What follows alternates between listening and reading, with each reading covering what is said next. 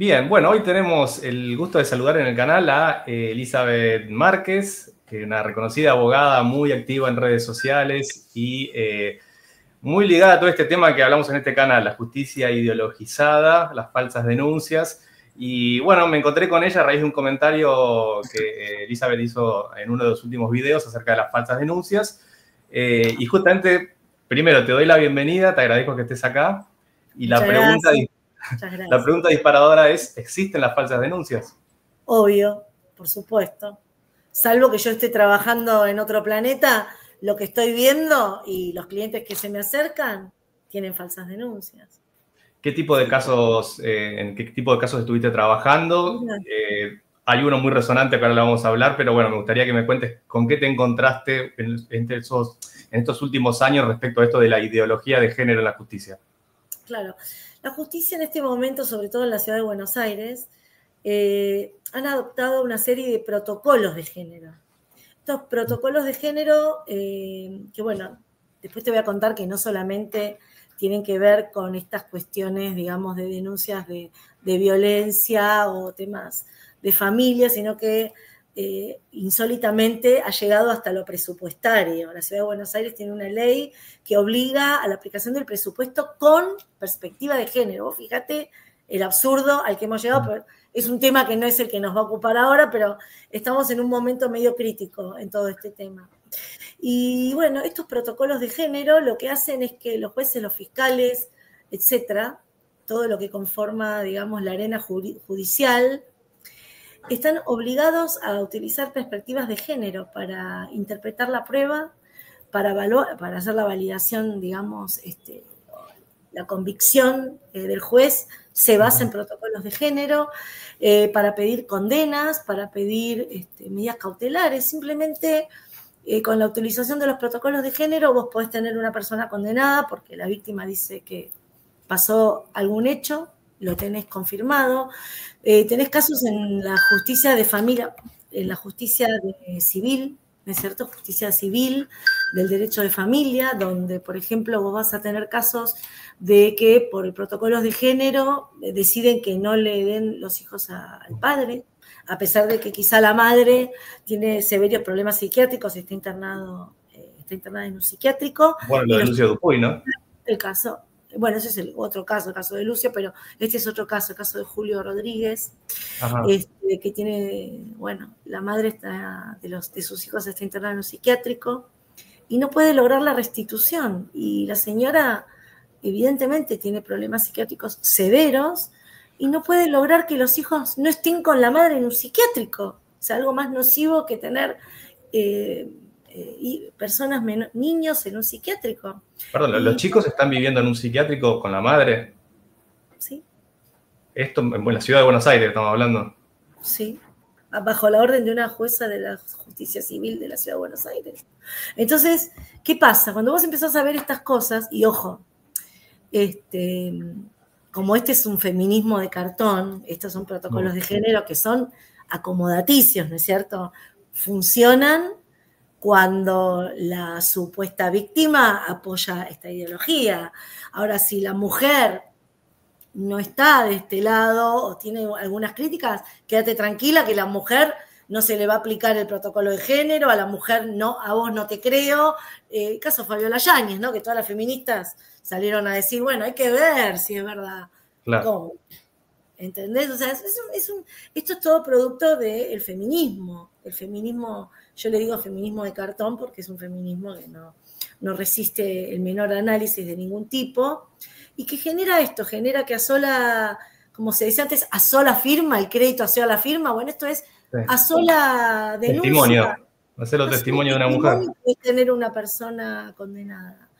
Bueno, y ya no es solo testimonio de una mujer, ahora hablábamos antes de arrancar que vos sos la abogada de Manuel Dana, sí. Y hubo un caso muy famoso que lo involucró a él, que no era una mujer que denunció, sino, si no me equivoco, un hombre. No sé hasta dónde podés hablar, hasta dónde no, pero era una persona transexual que denunció. Sí, era una persona transexual. Bueno, el resultado fue desfavorable para él. El resultado fue desfavorable. Igual, a ver, para ser muy claros, El resultado es desfavorable, pero como va a empezar a pasar, todos estos resultados van a empezar a demostrar lo absurdo.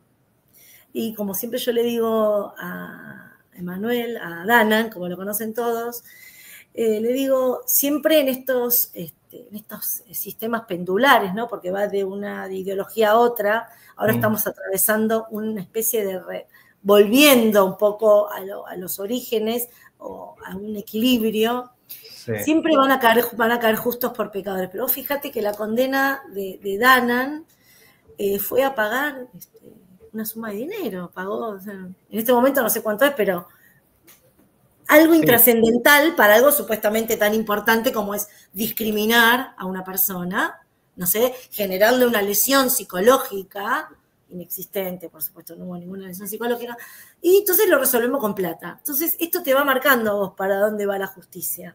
O sea, ahí lo condenan por decir que un hombre a hombre, para hacerlo sencillo.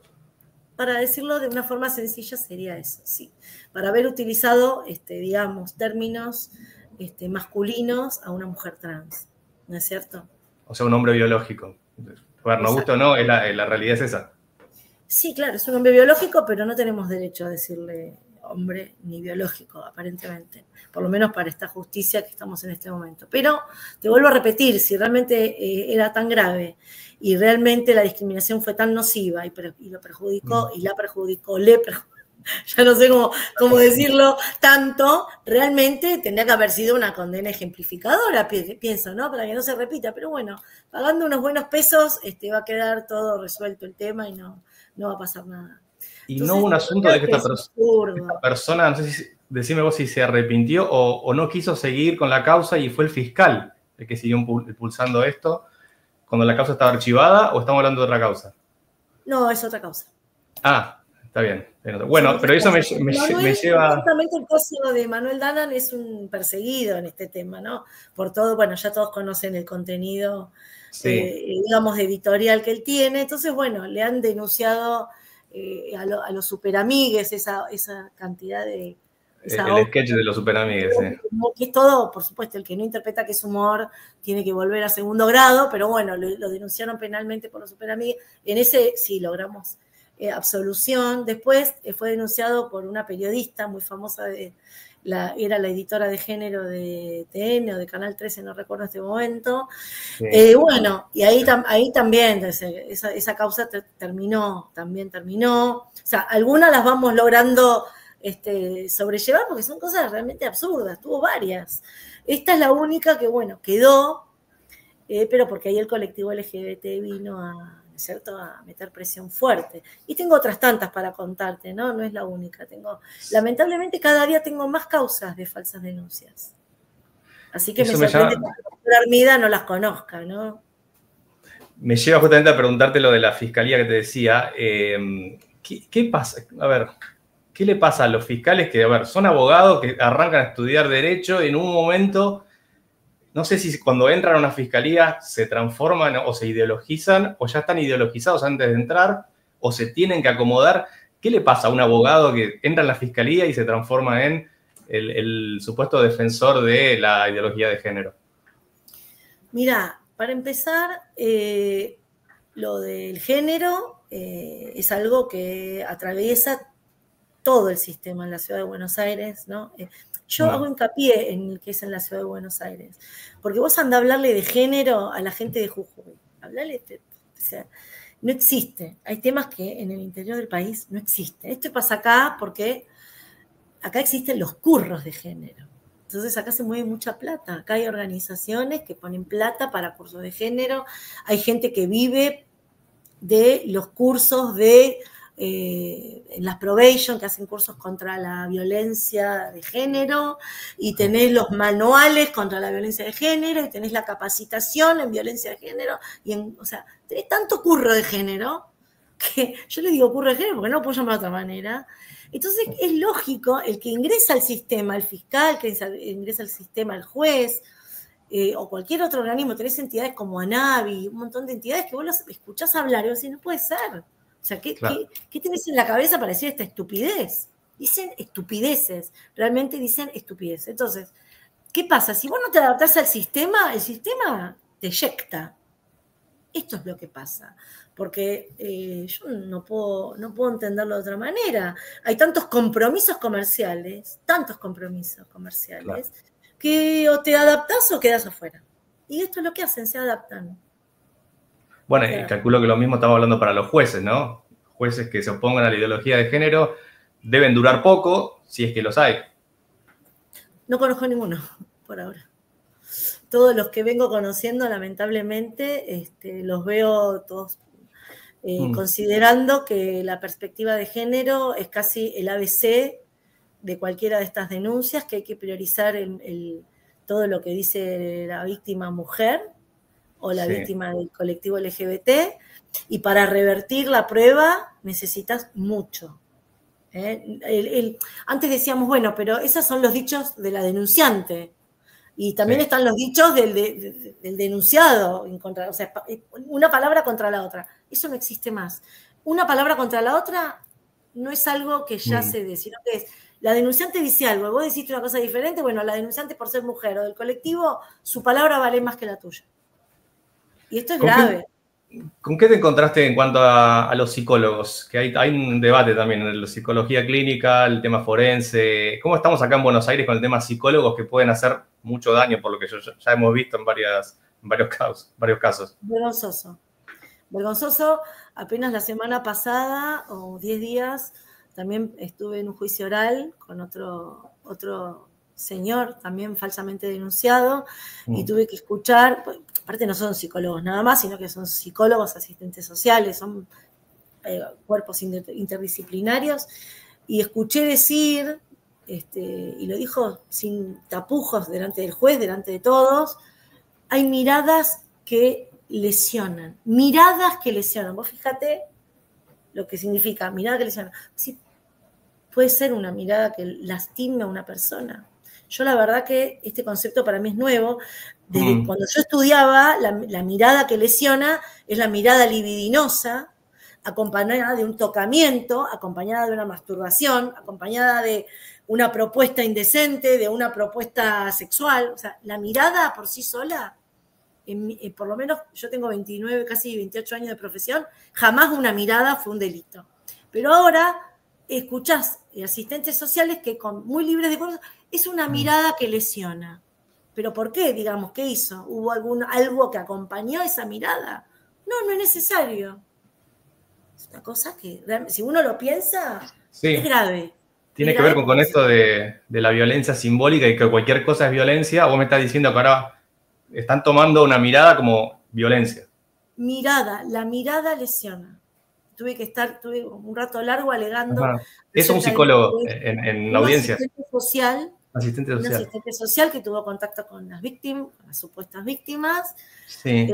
Y bueno, prácticamente el sustento más importante era que las miró y la mirada lesiona. Yo, ahora por supuesto estamos yendo a la cámara con este tema porque ya nos parece que hay un exceso. Vuelvo a repetir, no digo que no haya miradas que puedan lastimar o lesionar.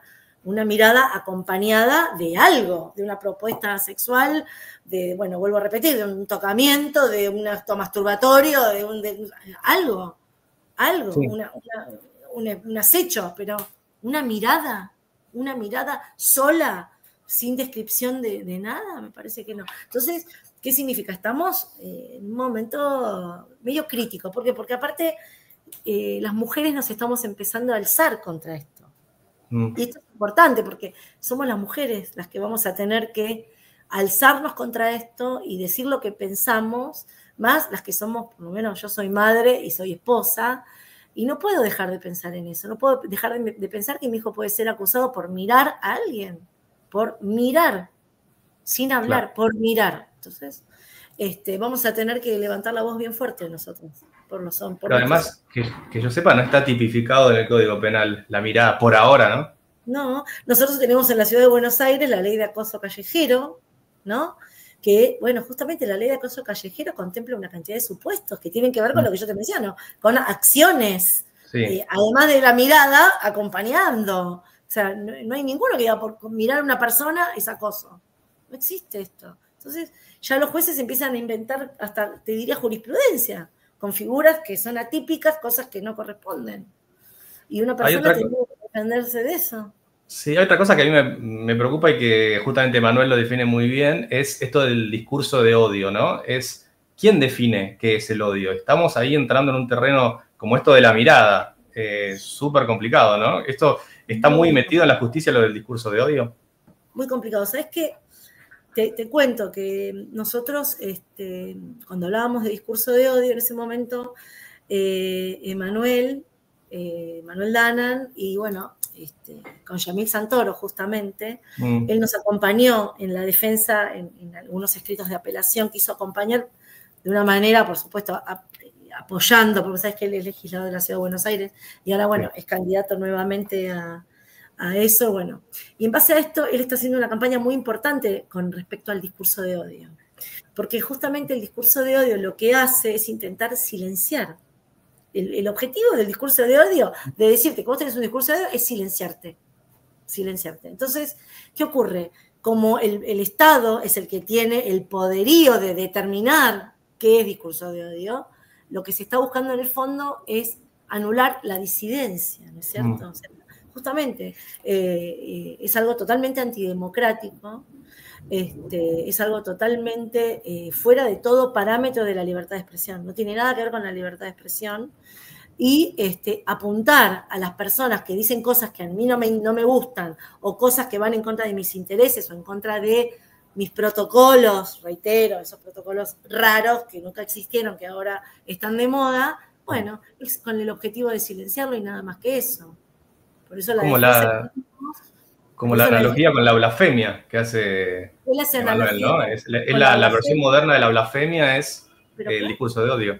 Por supuesto, es una actitud totalmente fascista. Totalmente fascista. Intentar silenciar a una persona tildándola de discurso de odio porque piensa diferente que vos. Pero eso porque estuvimos 20 años de una democracia muy pobre, ¿no es cierto? Tengo que decir, nos guste o no nos guste, es una democracia muy pobre. Y bueno, no, y justamente hablábamos tanto con Emanuel y con Yamil de este tema, y bueno, la idea es que vamos a hacer una cantidad de proyectos, con todo esto que te estoy contando, porque yo soy candidata con Yamil, pero no estoy arriba, pero la idea mía es colaborar con estos legisladores que tienen la intención de empezar a revertir esto, como protocolo de género, como discurso de odio, o sea, hay que ordenar, hay que empezar a ordenar. Nuevamente tenemos que revertir todo esto, va a costar mucho, mucho tiempo, pero hay que hacerlo. Vos como legisladora porteña, ¿en qué puedes influir? ¿En el código contravencional o en qué más? Claro, en el código contravencional podemos revertir algunas leyes que son de la ciudad. A ver, la ciudad de Buenos Aires tiene su, por supuesto, constitución, ¿no es cierto? Entonces la constitución tiene también sus principios. Entonces hay leyes que por ejemplo la que te conté, la ley de perspectiva de género en la aplicación del presupuesto. Es una cosa increíble. Para decirlo fácil, para que se pueda entender, si vos tenés que aplicar un presupuesto y la ley te dice, bueno, pero si hay algo que hay que priorizar, fíjese usted si hay algo que hay cuestión de género. Si hay alguna cuestión de género, usted lo debe priorizar. Antes de darle a otro, le tiene que dar a la cuestión del feminismo, al género, etc. Entonces, ¿qué pasa? Esta es una ley que, por ejemplo, vamos a intentar derogarla. Ya estamos redactando. Esto fue hace 2 o 3 días que tomamos, que yo tomé conocimiento y empecé a hablar con Yamil y estamos trabajando en los fundamentos. Y esta ley vamos a tratar de derogarla. Vamos a tratar de cambiar todo lo que tiene que ver con el género en la educación sexual integral. Porque la ciudad aplica la ley nacional. ¿Estamos de acuerdo? No podemos tocar la ley nacional. Pero sí podemos tocar los contenidos. Porque la ley de educación sexual en ningún lado dice que tiene que tener ni perspectiva de género ni nada por el estilo. O sea, son cosas que la ciudad de Buenos Aires las incorpora por la ventana. Entonces vamos a tratar también de revertir todas estas cuestiones de la educación sexual, por ejemplo. O sea que hay un gasto que es transversal, o sea, no es solo para una secretaría, pongamos una oficina de género, sino que digamos que hay un gasto transversal a todas las áreas del gobierno, que a todos les dijeron, bueno, esta guita es para género. Es así, más o menos, para decirlo a grandes rasgos. Así, como lo estás diciendo, hay un presupuesto para género y el género se aplica en educación, a través de la educación sexual integral, a través de la capacitación de los docentes en educación sexual integral con perspectiva de género.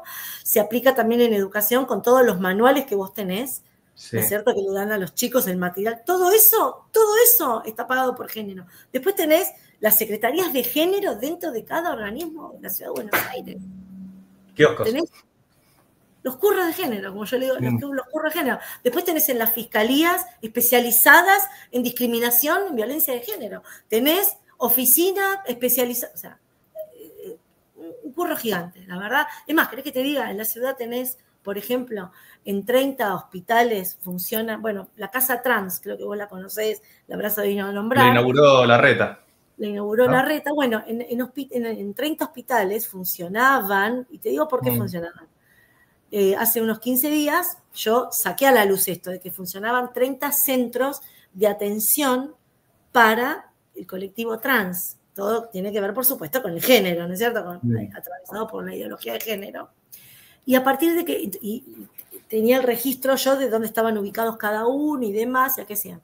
Hace unos 15 días que yo dije esto y ahora borraron toda esa información. Ahora si uno quiere saber dónde están esos centros, no sabés. Por supuesto yo sé dónde están. Pero siguen funcionando, digamos.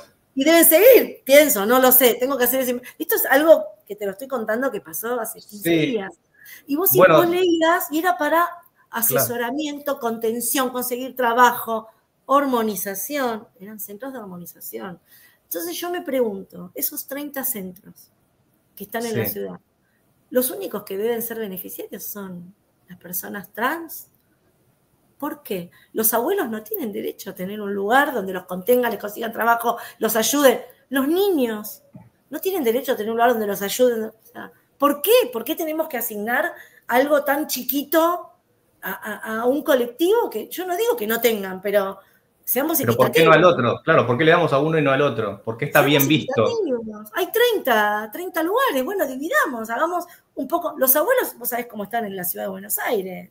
Están realmente en una situación difícil. Las jubilaciones no son buenas, no llegan a pagar la cobertura, no llegan a pagar... O sea, la ciudad de Buenos Aires, lamentablemente, la mayoría vive en departamentos. No pueden pagar las especies, o sea, la pasan mal. ¿Por qué no podemos darle una contención también a esos abuelos? Entonces, todo esto tiene que ver con ¿qué? Con la perspectiva de género. Prioricemos al colectivo LGBT, prioricemos a las mujeres, prioricemos políticas que no son realmente públicas, son bien chiquititas para una muy pequeña porción de la sociedad. Justamente hablábamos de esa inauguración de la Casa Trans, me acuerdo, la inauguración de Larreta, publicándolo en sus redes. A mí me da la impresión, y te pregunto a ver si vos lo sentís igual, de que lo que hasta hace poco era un orgullo mostrar cómo inauguro una Casa Trans, hoy justamente pasa esto, lo borran de las redes, lo dejamos que siga funcionando. Es como que hay una especie de tibieza, ¿no? Todavía, por lo menos en la gestión actual. Sí, la gestión actual es como que borra, pero borra, no sé si realmente, como vos decís, si siguen funcionando o no, esa información no la tengo, estoy investigando. Pero sí sé que también con la ESE hicieron lo mismo, dijeron vamos a evaluar todo el material, porque hay muchas quejas de las que te digo, de las que he participado. Me he reunido con la ministra de Educación de la anterior gestión, o sea, es un tema muy activo en el que estoy con el tema de la ESI, porque hay muchos padres muy enojados y no están siendo oídos. Hay grupos de padres que se reúnen, que hablan, que gestionan. Bueno, ¿qué pasa? Cuando llega oído de alguien, dice saquen lo de la ESI, hagan algo porque se está pudriendo. Entonces, ¿qué hicieron? Salieron a decir, vamos a revisar todo el material, vamos a dejar en suspenso el material. Bueno, eso pasó un mes. Ya empezaron las clases. A mí yo no vi nada del tema, se quedaron calladitos. Lo único que hicieron fue sacar una noticia con fines quizás electorales, ¿no es cierto? Para que la gente crea que él va a hacer algo con la ESI, pero no hizo nada. Esta es la verdad. Y es más, si vos mirás la candidata que puso el PRO en la ciudad de Buenos Aires, te das cuenta que todo va a seguir siendo por el género, porque la licenciada doctora estamos hablando de Los Penato, ¿no? Claro, ella es una de las grandes inspiradoras de los demás y promotora del aborto, si no me equivoco, también está muy metido. Claro. Sí, ella se mostró en pleno debate del aborto al lado de Victoria Donda y de dos de las zurdas, que no me acuerdo cuáles eran, pero creo que Sí. Manuela, no me acuerdo el apellido, bueno, otra más, se paró en el escenario a cantar que si no les daban el aborto iban a quemar la catedral. Y ella está en esa foto cantando esa canción. Tuvo una denuncia penal por eso. Tuvieron una denuncia por discriminación en el INADI también, cuando existía el INADI. Por supuesto, todo encajonado, porque la ideología de género no le interesa investigar que una persona o 4 mujeres digan que van a quemar la catedral. ¿Eso a quién le importa? ¿A quién le importa? A nadie le importa. Entonces, bueno, quedó ahí. Ella estuvo en esa postura y la tiene internamente. Lo que pasa es que ahora la objetividad que requiere una campaña va a ser que ella jamás va a hablar abiertamente ni de que está a favor del aborto, ni de la ESI, ni de todo esto. Pero te consulto acerca de la Convención de Belén do Pará, que veo que yo lo vi en muchos fallos con perspectiva de género. A ver, yo esto ya se le hice a varios entrevistados la pregunta. Entiendo como que esto surgió a raíz de proteger a los individuos frente a los estados o para que los estados no los discriminen. Pero veo que hoy se usa como un comodín de te justifico toda la ideología porque acá lo dice la Convención con rango constitucional, ¿no? Pero ¿para qué sirve o si sirve para algo? Mira, yo entiendo que a veces el objetivo de algunas convenciones es bueno, es buscar el respeto, ¿no? Irrestricto de los derechos como debe ser. Son convenciones de derechos humanos, digamos, o sea, son convenciones que buscan el respeto de los derechos humanos. Pero después cuando llegan acá las aplican con perspectivas de género, y lo único que buscan es desequilibran, ponen en situación de indefensión a los hombres, los criminalizan, ¿entendés? Porque si vos me das a hacer una interpretación, hay cosas que sí, que yo no estoy de acuerdo con la convención, pero hay cosas que no son, objetivamente no son malas. Pero bueno, cuando venís para acá y lo aplicás como querés, bueno, ahí es donde se producen los descalabros, porque las leyes, es más, cuando esto pasa también, ¿sabés qué pasa con la ESI? Con la ESI pasa lo mismo, la ley objetivamente no es tan mala, no sé si es buena, no sé si es buena, pero no le pondría el mote de buena, porque yo sería como mucho, pero no es mala, pero no contempla ni a palos lo que aplicamos en ningún lado. La ESI dice que le podés poner un pene de madera a una nena de 8 años en el escritorio en la escuela. Y lo han hecho. ¿Entendés? O sea, al revés. Yo creo que si el legislador que hizo ESI, si vieran estas barbaridades que están haciendo, tendrían que inmediatamente pensar en una revisión, porque quiere decir que la ley está mal hecha, porque si la ley es tan amplia que permite estas cosas, bueno, a ver, ¿entendés? A veces la amplitud es lo que genera estos desequilibrios tan grandes, ¿no? Y por último, te quiero preguntar vos, no sé, ¿estás matriculada acá en Capital o en otros distritos también? Sí, en provincia de Buenos Aires y estoy matriculada en la Justicia Federal también. Así que puedo litigar en todo el país en la Justicia Federal. Supongo que no te deben querer mucho por las cosas que decís en los colegios en general, no tienden a seguir tu línea de pensamiento. ¿Cómo te llevas con estas instituciones? Mal. En general, mal. Pero tengo que reconocer que el año pasado, hace 2 años, fui convencional del Colegio de Abogados de la Capital Federal. Y algunas cosas, o sea, ¿cómo decirlo? En un contexto de libertad, ¿no es cierto?, de expresión y de aceptar que el otro puede no pensar, me escucharon algunas cosas y pedí algunas cosas y fui oída, tengo que reconocer lo que fui oída, pero bueno, no, la verdad que nunca, cuando venís con estos temas, no les gusta en lo absoluto, te escuchan con respeto, pero no es que te va a decir, mira, doctora, sabe que tiene razón, vamos a hacer un manifiesto por la muerte de Lucio Dupuy. No lo quisieron hacer. Y lo tengo que decir, no lo quisieron hacer. Yo pedí que el Colegio de Abogados de la Capital Federal haga un manifiesto con respecto a la muerte de Lucio Dupuy y el Colegio de Abogados se negó. Punto. Hicimos la nota, todo, no llegó a buen puerto, bueno, no llegó. Pero pude por lo menos expresar y elevar una nota con lo que yo pensaba y fue llevada a la comisión correspondiente. entre tus colegas que hay mucho miedo de enfrentarte, porque vos has tenido la valentía de salir a hablar de esto. ¿Hay muchos que piensan como vos y no se animan a decirlo? Sí, hay muchísimos que piensan. Por lo bajo, lo que más recibo por lo bajo es apoyo. Pero el problema es que me dicen que somos todos iguales, pero acá hasta que, y literalmente te lo dicen, y no te hablo del colegio de abogados, te hablo en general de organismos, donde uno se mueve, te dicen, pasa que acá hasta que no cambie la política, no vamos a poder hacer nada. Y en parte tienen razón. Por eso es que ahora me meto en política, para ver si podemos cambiar, porque acá hay que cambiar la política, es evidente, acá la política domina todo el espectro, y si vos no cambiás a los políticos, no vas a poder cambiar las políticas. Punto. Eso venía escuchando últimamente, se está empezando a hablar cada vez más esto de la diferencia entre batalla cultural y batalla electoral, ¿no? Que una sin la otra ya nos estamos dando cuenta que no se puede, porque si no, muy bien con las ideas, pero no accionamos después. Entonces, es interesante, la batalla cultural uno la da, yo la estoy dando hace, no sé, desde el 2015 más o menos. Mismo, vos sabés que yo escribí un libro con respecto al aborto que se llama El Nuevo Genocidio, y bueno, eso fue en el 2020, ¿no? En plena pandemia, bueno, escribí este libro con dos... ¿Podés repetirlo así ya por si alguien lo quiere buscar? ¿Cómo es? Sí, se llama El Nuevo Genocidio. Elizabeth Márquez, Nuevo Genocidio.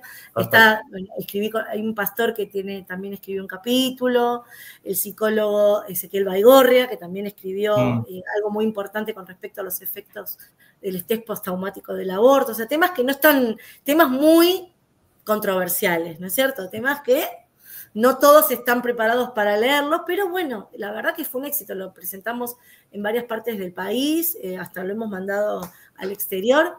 Y claro, y la gente te dice, la verdad que es tal cual todo, es tal cual, pero no estamos en el momento para hacer este cambio que la Argentina necesita, que es volver a nuestras raíces. Pero eso forma parte de la batalla cultural y hay que hacerlo, por más que te critiquen. Obviamente yo tengo un hijo que transitó el secundario con ESI en una escuela pública, y tuve que hacer lo que tuve que hacer. Y obviamente los padres me escribían y me decían, Elizabeth, o sea, ¿por qué haces esto? Porque son mis principios y no tengo otros, chicos. O sea, lamentablemente no estoy de acuerdo con esto. A mi hijo no le van a decir que él puede ser un hombre, una mujer o una jirafa. No lo van a hacer. No con mi consentimiento. Y el que lo haga va a tener una denuncia penal por corrupción de menores. Y ahí fue que se ordenó bastante en la escuela de mi hijo el tema, no sin yo, lamentablemente, cobrar el odio de muchos padres, por supuesto, porque me decían, pero ¿qué problema tenés con la ESI? Si le dicen que tienen pelitos en las axilas. Yo digo, pero estúpida, no le dicen que tienen pelitos en las axilas, le dicen, ¿entendés? Que puede ser una jirafa a tu hijo, le están diciendo que él tiene libertad de acostarse con una persona mayor de edad, ¿qué es lo que no entendés?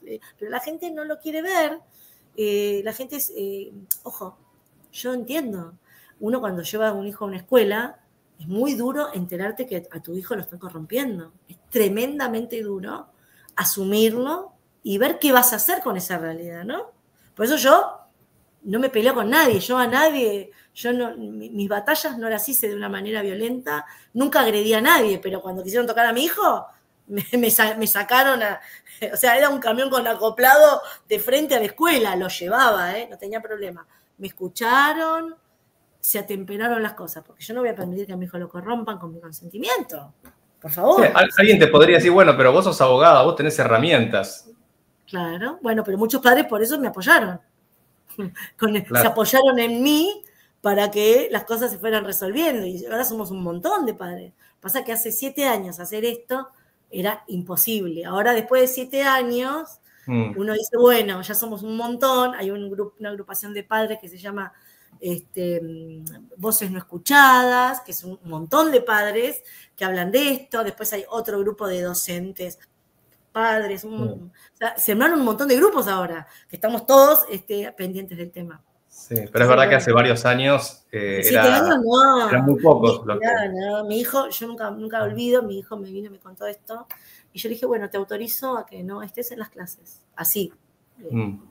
Literalmente, y él me dijo, bueno, y al otro día tenía una clase de sí, se levantó y se fue a la dirección. Y la directora le dice, ¿qué hiciste? ¿Te fuiste? Sí, mi mamá no me autoriza. Hasta así se fue, y bueno, un escándalo, tuve que ir a buscarlo, o sea, pero vos no le podés decir, ya sí, se lo puedo decir. Si ustedes van a hacer esto, sí, se lo puedo decir, y échenlo, por favor, échenlo de la escuela. Yo estaba dispuesta a todo, pero es normal, una madre está dispuesta a todo por su hijo. A ver, ¿por qué no? 7 años después las cosas cambiaron. Los docentes no quisieron dar más educación sexual, están llamando médicos de los hospitales cercanos de las escuelas para dar, ya los contenidos bajaron un montón. Igual queda mucho por hacer, ojo que queda mucho, pero ya los escándalos fueron tan grandes, como por ejemplo con lo de Cometierra, ¿vos te acordás? Sí, el libro.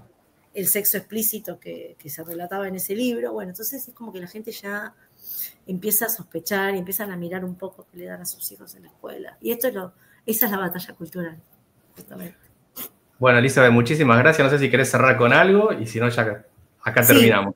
Voy a cerrar con este mensaje breve para mis colegas mujeres, sobre todo. No quiero nombrar a la doctora Armida, pero también para ella, que es mi colega mujer, y decirles que nunca amparen una falsa denuncia. Nunca busquen una denuncia donde no la hay, que destruyen, no un hombre, destruyen una familia, porque ese hombre tiene hermanos, tiene sobrinos, tiene madre, ¿sí?